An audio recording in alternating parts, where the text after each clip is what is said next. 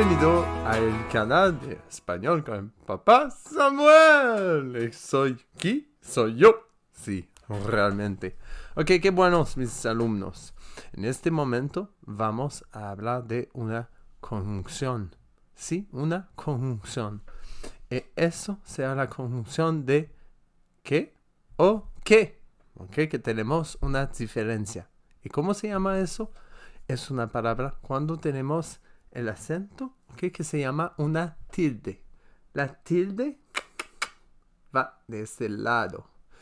La tilde, c'est l'accent aigu. L'accent aigu en español se llama la tilde. Y eso es una palabra cuando es que con la tilde es una tónica. Qué bueno, sabes un poco más. Porque il y a une tonalité.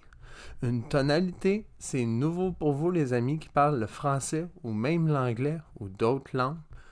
Dans l'espagnol, on a une tonalité, ce qui va dire que le son est différent quand on va l'apporter. Ça vient un peu plus haut, notre voix. Por ejemplo, comme exemple, papa. En français, on dit papa. En espagnol, papa. OK? C'est un poco más fuerte. Papa. OK? Un truc pour ceux qui commencent, c'est de commencer avec la voix douce. Un petit peu plus doux. Papa. Papa. Et avec l'expérience et de la pratique, mes amis, vous allez réussir certainement parce que vous avez un bon professeur. Ouais, merci. Todos los saludos para mí. Gracias. Alors, comment qu'on utilise le que? Puede utilizarse como adjetivo, pronombre, adverbio, con sentido interrogativo o exclamativo. OK? Fait que ça peut s'utiliser comme pronom, comme adjectif, comme adverbe. Tout ça dans une forme interrogative ou d'exclamation. OK? On va l'avoir dans ce niveau-là. Alors, quand on a, bien sûr, une certaine réaction. Que guapo! Que bueno! Oh, que bonito! Que lindo! Toutes ces choses-là vont s'écrire avec l'accent aigu. Oui, certainement. C'est comme ça qu'on y va. No sé de qué tipo de vacaciones querías tú. ¿Qué quieres de mí? ¿Qué quieres de mí? Un important qu'on demande, hein?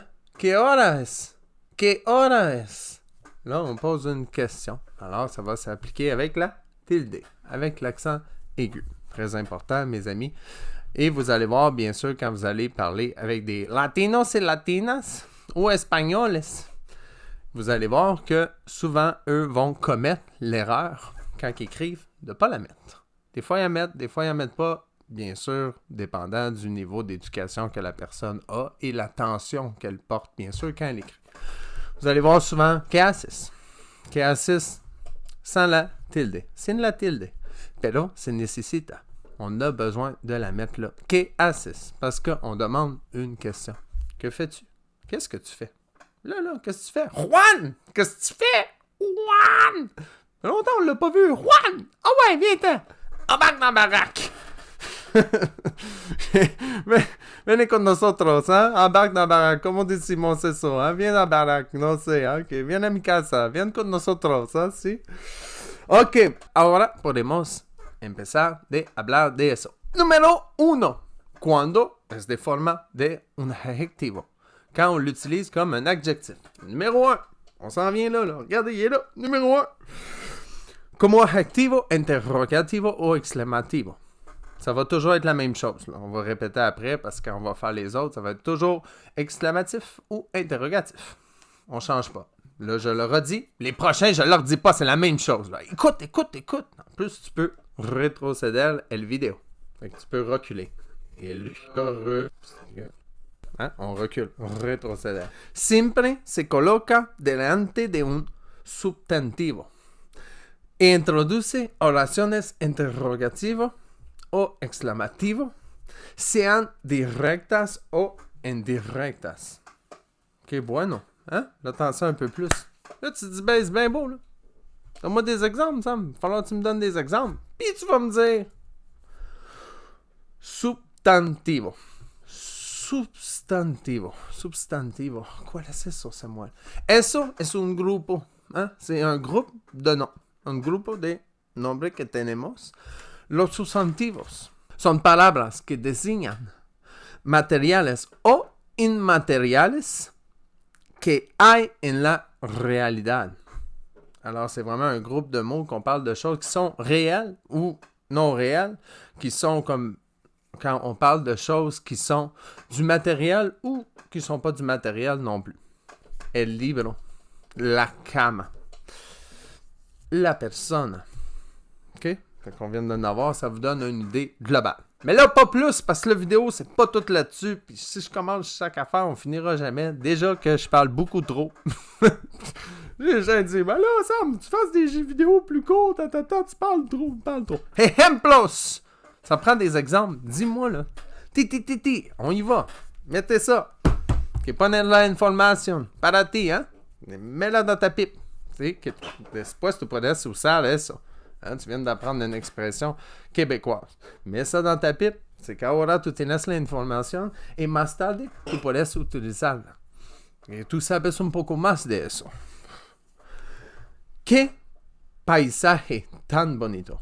¡Qué paisaje tan bonito! Vraiment comme un adjectif, parce que là, on parle d'un paysage qui est complètement... C'est très beau. Oh, c'est beau. Muy bonito. ¡Qué amigo tan maravilloso! ¡Qué amigo tan maravilloso! Ah oui, lui, là, c'est donc bien un ami merveilleux. C'est un ami merveilleux. Bueno, ahora, mis alumnos, tenemos el número 2. Maintenant, le numéro 2. ¡Uhú! ¿Cómo se utiliza como prenombre?